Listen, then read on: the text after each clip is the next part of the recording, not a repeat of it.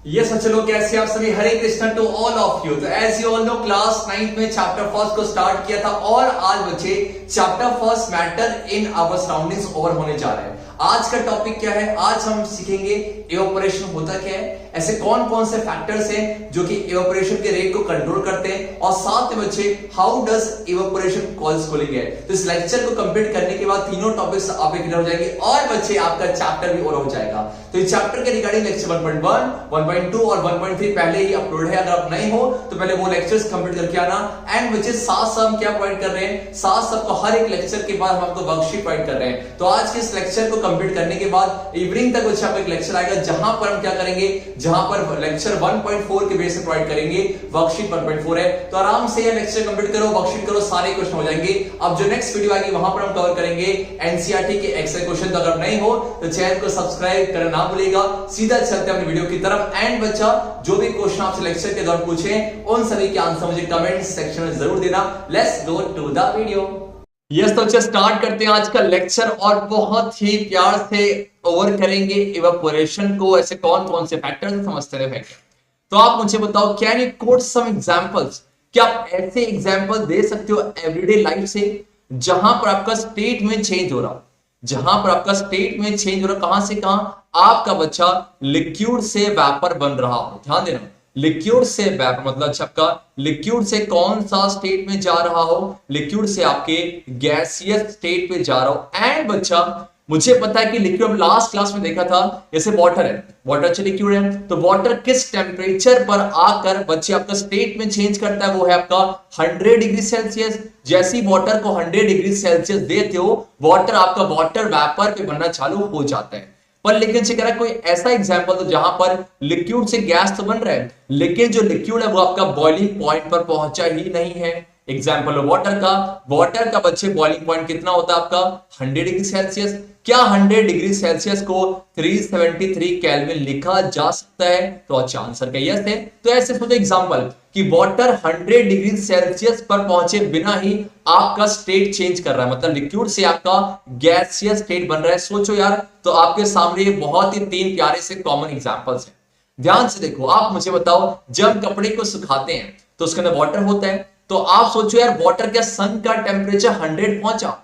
क्या सन के टेम्परेचर ने 100 करवाया कि जो आपका, देखो मुझे पता है यार कपड़े आपके सूख जाते हैं, सेम अच्छे बोलो के आपका आपने देखा होगा जब हम वाटर को बॉयल करते हैं, जब अच्छा हम वाटर को बॉयल करते हैं तो आपका स्टार्टिंग से ही कुछ आपके कुछ बच्चे जो लिक्विड्स हैं, जो कुछ पार्टिकल्स हैं, वो आपका जो है स्टेट में चेंज करना चालू हो जाता है, मतलब वो वेपर बनना चालू हो जाता है। आपने देखा होगा अक्सर जब चाय बनाते हैं तो आपने गर्म किया और सेम बच्चे वाटर जो है आपका वाटर वेपर में कन्वर्ट होना चालू हो जाता है। एंड बच्चे आपने देखा कि ग्लास है, किसी ग्लास पे हमने वाटर रखा हुआ है, कुछ टाइम में कुछ दिनों देखोगे उसमें जो वाटर का लेवल है वो अपने आप आपका कम हो जाएगा। तो यहां पर हो क्या रहा है, यहां पर आपके पास जो वाटर था वो किसमें चेंज हो रहा है? सर वाटर आपका वाटर वेपर में चेंज हो रहा है। सोचो यार, टेम्परेचर 100 डिग्री सेल्सियस नहीं हुआ, टेम्परेचर आपका 100 डिग्री सेल्सियस नहीं पहुंचा, उसके बावजूद आपका जो लिक्विड है वो अब गैसियस स्टेट में बनना चालू हो गया है। तो कह रहा है ऐसा क्यों हुआ? अब हम इसका रीजन समझते हैं और इसमें कहते क्या है, इसी पूरे फेनोमेनन को एक नाम दिया जाएगा। ये है क्या, मुझे पता है चाहे सॉलिड हो, चाहे लिक्विड हो, चाहे गैस हो, इसके अंदर पार्टिकल्स होते हैं और सब पार्टिकल जो है उनकी एनर्जी सेम होगी कि एनर्जी अलग अलग? तो आप बोलोगे सर उन सही पार्टिकल्स की एनर्जी क्या होती है, आपकी अलग अलग होती है। देखो जी, आपका एग्जांपल यहां से लेते हैं, जो आपका ये वाटर है, वाटर में जो सरफेस पे, वाटर पे बच्चे आपके सरफेस में जो पार्टिकल्स होते हैं, सरफेस पे जो पार्टिकल्स होते हैं उनकी जो काइनेटिक एनर्जी है, उनकी बच्चा जो काइनेटिक एनर्जी क्या होती है, ज्यादा होती है। चलेगा, उनके पास काइनेटिक एनर्जी ज्यादा होती है, तो ऐसे में अगर उनको हल्का सा भी हीट मिलेगा, हल्का सा भी बाहर से एनर्जी मिलेगा, तो जो लिक्विड के बीच में जो पार्टिकल्स हैं उनके बीच में जो फोर्स ऑफ अट्रैक्शन है, उनके बीच में जो फोर्स ऑफ अट्रैक्शन है उसको वो तोड़कर, उसको बच्चा वो तोड़कर वहां से अलग हो जाएगा और वो इवेपोरेट हो जाएगा। इसका मतलब वो अपने स्टेट में चेंज कर लेगा। फिर सुनो आपका कि आपके सरफेस में जो पार्टिकल्स हैं उनकी एनर्जी क्या होती है, उनकी काइनेटिक एनर्जी ज्यादा होती है। ऐसे में उनको हल्का सा भी हीट मिलेगा तो तुरंत वो अपने फोर्स ऑफ अट्रैक्शन को वहां से तोड़कर अपना जो है वेपर बन जाते हैं, अपने स्टेट को चेंज कर लेंगे। क्या सीखा आपने? आपने ये सीखा, देखो एट अ गिवन टेम्परेचर, चाहे वो गैस हो, चाहे वो लिक्विड हो, चाहे वो सॉलिड हो, there are particles with different amounts of kinetic energy. Perfect my dear है। और in case of liquids a small fraction of particles जो कहां पर है, at the surface having higher kinetic energy is able to break away from the force of attraction of other particles और वो अपने vapour में चेंज हो जाते हैं। तो मुझे बताओ यहां पर हुआ क्या सर, यहां पर जो है यस आपका जो वाटर है, आपका जो वाटर क्या बन गया, वाटर बच्चा आपका वाटर वेपर बन गया। तो आप बताओ कब बना, 100 डिग्री सेल्सियस में बना या 100 डिग्री सेल्सियस से कम टेम्परेचर में? तो आंसर क्या दोगे सर, आपका 100 डिग्री सेल्सियस मतलब बॉइलिंग पॉइंट से कम टेम्परेचर पर। ध्यान दिया जाए, बॉइलिंग पॉइंट से कम टेम्परेचर पर आपका जो है वाटर बना। और इसी प्रोसेस को क्या नाम दिया जाएगा, इवेपोरेशन। यही हमें सीखना था। आप बोलोगे this phenomenon of change of a liquid into vapours at any temperature, लेकिन टेम्परेचर आपका बॉइलिंग पॉइंट से कम होना चाहिए। At any temperature below its boiling point is called evaporation. चलेगा? तो क्या यहां से बोला जा सकता, चलो क्या आप दो चीज पढ़ोगे, आपका एक जो इवेपोरेशन है, एक बच्चे बोलो कि आपका इवेपोरेशन है, और एक बच्चे आपने क्या सीखा, बॉइलिंग है। आप मुझे बताओ इवेपोरेशन में कौन से पार्टिकल्स आपके जो इवेपोरेट होंगे, तो आप क्या बोलोगे, आपका सरफेस। इसीलिए इवेपोरेशन को सरफेस फेनोमेनन बोला जाता है। इवेपोरेशन को सरफेस फेनोमेनन बोला जाएगा। एंड बच्चे बॉइलिंग में क्या होता है, आपके जितने भी पार्टिकल्स हैं वो सारे के सारे आपके इवेपोरेट होंगे। तो पूरे बल्क की बात की जाती है, इसीलिए बोला जाएगा कि जो बॉइलिंग है वो आपका कैसा फेनोमेनन है, आपका बॉइलिंग आपका बल्क फेनोमेनन है। चलेगा? ये सिर्फ आपका ध्यान दिया जाए, इवेपोरेशन कैसा आपका, यहां पर सरफेस में जो पार्टिकल्स होते हैं जिनकी काइनेटिक एनर्जी ज्यादा होती है, वो आपके एनर्जी को लेके फोर्स ऑफ अट्रैक्शन तोड़ते हुए बाहर चले जाते हैं। लेकिन बॉइलिंग में क्या आपका सारे जितने बल्क के अंदर जितने पार्टिकल्स हैं वो सब अपने जो स्टेट में चेंज करेंगे। इतना सभी को आया। What do you mean by evaporation? आप क्या सीखने जा रहे हैं, ऐसे कौन कौन से फैक्टर्स हैं, ऐसे कौन कौन से फैक्टर्स हैं जो कि इवेपोरेशन के रेट को कंट्रोल कर रहे होते हैं। सबसे पहला बच्चे क्या, बहुत ही सिंपल है, आप मुझे बताओ गर्मियों में जो हम कपड़े, गर्मी छोड़ो आपका, जब कपड़े सुखाते हैं तो आपके जो हम कपड़े होते हैं उन्हें बिल्कुल ऐसे सिमुलेट के करते हैं या उन्हें फैला के सुखाते हैं? तो आंसर क्या हो सर, फैला। क्यों? जब उन्हें फैला के सिखा आपका जो सुखाएंगे तो ऐसे में सरफेस एरिया बढ़ जाता है, और सरफेस एरिया बढ़ने से बच्चे आपका रेट ऑफ इवेपोरेशन भी इंक्रीज हो जाएगा। चलेगा? एग्जांपल देखो बच्चे, मान लो क्या है आपके पास कि आप एक कप में चाय पी रहे हो और एक बड़े से भगोने पी रहे हो, सोच के बोलना किस केस में जल्दी इवेपोरेशन हो जाएगा। तो आंसर क्या दोगे, सबके बड़े वाले पे ना। तो आप बोलोगे एक्सपोज सरफेस एरिया, जितना ज्यादा सरफेस एरिया होगा, देखो क्या है इसका सरफेस एरिया ज्यादा है और इसका सरफेस एरिया कम है, ऐसे में देखो क्या है किसमें इवेपोरेशन ज्यादा, इस वाले में। चलेगा? सेकंड माइंड बोलो कि आपका सेम, देखो दोनों केस में क्या है, सेम सरफेस एरिया है, जितना इसका है उतना उसका हुआ है, लेकिन इस वाले में आपने नीचे क्या दे दिया बेटा, यहां से टेम्परेचर दे दिया। तो हम क्या देखते हैं, टेम्परेचर इंक्रीज करने से आपका सरफेस एरिया भी क्या हो जाता है, सरफेस टेम्परेचर इंक्रीज करने से माय डियर आपका रेट ऑफ इवेपोरेशन, बोला जाए रेट ऑफ इवेपोरेशन भी क्या हो जाएगा सर, वो भी आपका इंक्रीज हो जाएगा। एंड मुझे तीसरा बोलो क्या है आपका, स्पीड ऑफ विंड। फिर से बोला जाए बेटा, स्पीड ऑफ विंड है, जितनी तेजी से आपका विंड जो है आपका ब्लो करेगा उतनी तेजी से आपका इवेपोरेशन होता है। चलेगा माय डियर? तो तीन फैक्टर्स हैं, जो भी क्या है उसको इंक्रीज करोगे तो आपका रेट ऑफ इवेपोरेशन भी इंक्रीज हो जाएगा। लेकिन बच्चे एक चौथा फैक्टर है, बच्चे आपका एक चौथा फैक्टर है, कौन सा, उसे हम बोलते हैं ह्यूमिडिटी। बोला जाए आपका ह्यूमिडिटी है। तो पहले आप ये सीखो कि ह्यूमिडिटी होता क्या है। ध्यान देना, आपका एयर में जितना वाटर वेपर का अमाउंट है उसी को ह्यूमिडिटी बोला जाता है। नोट डाउन किया जाए, द अमाउंट ऑफ, ध्यान दिया जाए आपका, the amount of water vapour, the amount of water vapour कहां बच्चे आपका, present in the air, the amount of water vapour present in the air, इसी को क्या बोलेंगे, इज कॉल्ड, इसी को ह्यूमिडिटी बोला जाता है। ठीक है, इसी को बच्चा आपका ह्यूमिडिटी बोला जाएगा। चलेगा? इसमें बोलेगा the amount of water vapour present in the air is called आपका ह्यूमिडिटी है। आप मुझे बताओ कि अगर आपके पास मान लो क्या है, हमारे जो एयर है उस एयर में आपका ह्यूमिडिटी बढ़ा हुआ है। ठीक है, आपका एयर में आपका ह्यूमिडिटी क्या है, आपका इंक्रीज हो रखा है। तो अगर एयर में ह्यूमिडिटी इंक्रीज है, इसका मतलब कि वाटर वेपर पहले से ज्यादा है। तो आप मुझे बताओ, वाटर वेपर पहले से एयर में जाता है, तो क्या ऐसे में आपका वाटर वेपर पे ज्यादा रेट से कन्वर्ट होगा ना? जी ना, क्योंकि देखो पहले से ज्यादा था, पहले से ही हमारे आसपास जो है वाटर पर ज्यादा है, तो ऐसे में क्या हो जाएगा, इस केस में जो रेट ऑफ इवापोरेशन है, अगर ह्यूमिडिटी बढ़ेगा तो ऐसे में आपका रेट ऑफ जो इवापोरेशन है वो आपका डिक्रीज हो जाएगा, वो आपका डिक्रीज हो जाएगा। इसीलिए आपने देखा होगा रेनी सीजन के टाइम में जब ह्यूमिडिटी बढ़ जाती है तो ऐसे में कपड़े बहुत लेट सूखते हैं। चलेगा क्यों? क्योंकि वहां पर ह्यूमिडिटी बढ़ चुकी है, पहले से वाटर प्रेजेंट है, तो ऐसे में और इवेपोरेशन नहीं होगा। चलेगा। तो पहला क्या है, सरफेस एरिया, सेकंड क्या है, टेम्परेचर पूछा जाता है कैसे कौन कौन से फैक्टर्स हैं जो कि आपके यस इवेपोरेशन को रेट को कंट्रोल कर रहे होंगे, surface area, temperature and speed of wind and last humidity है। और यहां से ये भी पूछा था कि what do you mean by humidity. चलेगा माय डियर। अब अच्छा बढ़ते हैं, क्या सीखा हमने, 1 सेकंड मैं इसको रब कर रहा हूं, बेटा इसको रब कर रहा हूं, चलो इसका स्क्रीनशॉट ले, चलो रब कर रहा हूं, इसको आपका 1 तरीके से इसको रब कर रहा हूं। और यहां पर जो बातें थी उसी को हमने यहां नोट डाउन कर रखी है। 1 सेकंड 1 सेकंड कहा जाओ, ये रहा। चलो क्या देखो क्या है आपके पास है, क्या ये आपके फैक्टर्स हैं, कौन कौन सा आपका सरफेस एरिया, ये सबका on increasing surface area of the liquid rate of evaporation increases. Second होचे कि आपका increase in temperature, increase in temperature तो आपके जो है पार्टिकल्स की काइनेटिक एनर्जी इंक्रीज हो जाएगी, तो और तेजी से क्या होगा, इवेपोरेशन बढ़ जाएगा।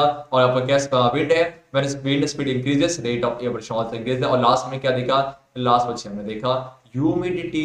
चलेगा चलेगा चलेगा, यस बच्चा एग्जैक्टली। अब आ जाओ, अब बच्चा लास्ट टॉपिक की तरफ बढ़ते हैं चैप्टर के। क्वेश्चन है कि देखो क्या है, जहां जहां इवेपोरेशन होगा वहां वहां कूलिंग होती है। तो क्वेश्चन ये पूछा जाएगा बच्चे कि इवेपोरेशन के बाद कूलिंग क्यों होती है। इसके कॉमन एग्जांपल्स आपने देखा होगा, जब अपने अपने हैंड में अपने हैंड में ना कुछ आपने ड्रॉप्स गिरे किसके, आपके एसीटोन के। अब ये एसीटोन क्या होता है, आपने देखा नेल पॉलिश को जो रिमूव करते हैं इसी को बोलते हैं नेल पॉलिश रिमूवर, बोला जाए नेल पॉलिश रिमूवर को ही आपका एसीटोन बोला जाएगा। चलेगा, यस नो क्या है। तो जब भी एसीटोन को हम अपने हाथ में कुछ ड्रॉप्स गिरते हैं तो आपने देखा होगा आपके हाथ में ना ठंडक सा महसूस होता है। क्यों? क्योंकि वहां जो एसीटोन है वो आपका इवेपोरेट हो जाएगा, और जहां जहां इवेपोरेशन होगा वहां वहां कूलिंग है। सेम आपने देखा होगा गर्मियों के टाइम में जब पसीने आते हैं, जब पसीने आते हैं और हम आके किसी आपके पंखे के नीचे बैठते हैं तो वो जो पसीने इवेपोरेट हो जाते हैं, तो ऐसे में क्या देखते हैं, हमें ठंडक सी महसूस होती है। आपका जो गर्मियों के टाइम देखा होगा आपने, जो रूफ छत होती है, छत में हम कुछ पानी डालते हैं, इससे क्या होगा, इससे छत ठंडी हो जाती है। और लास्ट में क्या है, कॉटन क्लॉथ क्यों पहनते हैं समर में, तो इन सभी का आंसर इवेपोरेशन पे छिपा हुआ है। आप मुझे बताओ, जब इवेपोरेशन होता है तो ऐसे में पार्टिकल्स क्या करते हैं, आपके जो लिक्विड के जो पार्टिकल्स हैं वो आपके एनर्जी को एब्जॉर्ब करते हैं। सीएस सुनो क्या है, आपके वो क्या करेंगे, आपके एनर्जी को क्या करेंगे बेटा, एब्जॉर्ब करेंगे। और एनर्जी को एब्जॉर्ब करने के बाद वो आपका जो लिक्विड है वो वेपर में चेंज हो जाता है, लिक्विड बच्चा आपका वेपर में चेंज हो जाएगा। यस सुनो सी लाउड बेटा, जैसे आपका देखा था आपने कि यस सुनो, आपको देखो मानो कि यहाँ पर है क्या, ये जो एसीटोन के ड्रॉप डाले तो हमारी बॉडी में हीट है, तो हमारी बॉडी से क्या होगा, हमारी बॉडी से जो आपका एसीटोन के ड्रॉपलेट्स हैं, जो लिक्विड है वो क्या करेगा, वो एनर्जी को एब्जॉर्ब कर लेगा। ऐसा क्यों? क्योंकि जब तक एनर्जी को एब्जॉर्ब नहीं करेगा क्या बच्चे इवेपोरेशन होगा ना जी ना। तो इवेपोरेशन करवाने के लिए ध्यान दिया जाए, इवेपोरेशन करवाने के लिए क्या करेंगे, आपका वो हमारी बॉडी से एनर्जी को एब्जॉर्ब कर रहा होगा। तो आपकी बॉडी से क्या निकाल दी गई बच्चे, आपका आपकी बॉडी से एनर्जी को निकाल दिया गया है, आपकी बॉडी में से एनर्जी को निकाल दिया गया। आप खुद सोचो यार, अगर किसी की बॉडी में से हीट को निकाल दिया जाए तो उसे कैसा महसूस होगा, आंसर का ठंडा। सेम अच्छे बोलो क्या ये छत है, तो छत में आपका टेम्परेचर है, इसमें हीट है, चलेगा आपका तो छत गर्म हो रखी है। आपने जब पानी डाला तो पानी ने क्या किया, पानी ने बच्चे आपका जो है आपको पता होगा स्टेट को चेंज करने के लिए जो हीट दिया जाता है उसे क्या बोलते हैं बेटा, उसी को बोला जाता है latent heat of vaporisation. Perfect यार, उसी को क्या बोला जाएगा, लैटेंट हीट ऑफ वेपोराइजेशन। से यस नो क्या, तो ऐसे में आपका जब आपने ऐसे हीट किया तो जो आपके वाटर के जो मॉलिक्यूल्स थे, वाटर के जो पार्टिकल्स थे, उन्होंने क्या किया, उन्हें हीट को एब्जॉर्ब किया। कितना हीट, आपका लैटेंट हीट ऑफ वेपोरेशन, और वो वहां से इवेपोरेट हो गए। तो ऐसे में उस रूफ से एनर्जी निकाल ली गई है, तो रूफ क्या हो जाएगा, आसपास का सराउंडिंग वो ठंडा हो जाएगा। सेम अच्छे कॉटन क्लॉथ क्यों पहनते हैं, कॉटन क्लॉथ से देखो हमें पता है गर्मियों के टाइम में ज्यादा पसीने आते हैं, तो कॉटन क्लॉथ आपके गुड एब्जॉर्बर हैं, तो वो आपको स्वेट को एब्जॉर्ब करता है और बाहर एक्सपोज करेगा। अब वो क्या होगा, हमारी बॉडी से और सराउंडिंग से क्या ले लेगा, आपका हीट ले लेगा और इवेपोरेट हो जाएगा। सराउंडिंग से हीट लिया तो इवेपोरेट हो गया, तो ऐसे में क्या होगा, आपको कूल महसूस होगा। यस बच्चे आ जाओ आ जाओ। Okay, when we put acetone on our hand it gets vaporised by taking heat from our hand, आपके हैंड से हीट ले लिया गया and our hand feels cool. चलेगा सेकंड क्या देखो, often people sprinkle water on ground during summer, ऐसा क्यों? This water takes heat from ground and surrounding air to evaporate thus making the place cool है।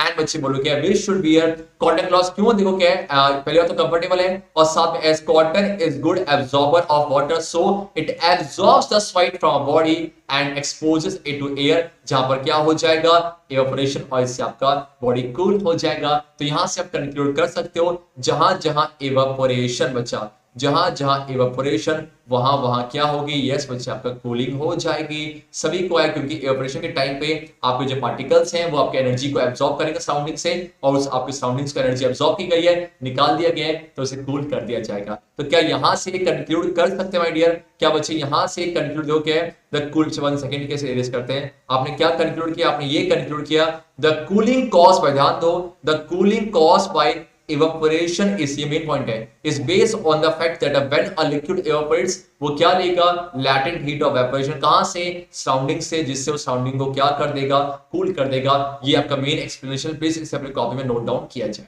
चलेगा, तो हमने क्या सीखा, इवेपोरेशन क्या है कि आपका लिक्विड का वेपर बनना बिना उसके बॉइलिंग पॉइंट में पहुंचे, उसी को इवेपोरेशन बोलते हैं। फिर क्या सीखा, ऐसे कौन कौन से फैक्टर्स हैं जो कि रेट ऑफ इवेपोरेशन को इफेक्ट करते हैं। देन क्या सीखा कि इवेपोरेशन कैसे कूलिंग करता है, उससे कहां कहां डेली एग्जांपल्स हैं। चलेगा, एंड चलो हर बार की तरह आप बच्चे अब सुनो के ये चैप्टर आपका यही ओवर हो चुका है। तो ये आपका चैप्टर जो है 4 लेक्चर में ओवर हो गया, चारों लेक्चर कंप्लीट करना। अब जो नेक्स्ट वीडियो आएगी वहां पर हम डील करेंगे exercise question of the chapter है, और बच्चे हर बार की तरह 2 क्वेश्चन पूछेंगे, which condition out of the following will increase the evaporation of water, कौन सा कंडीशन इवेपोरेशन को इंक्रीज करेगा।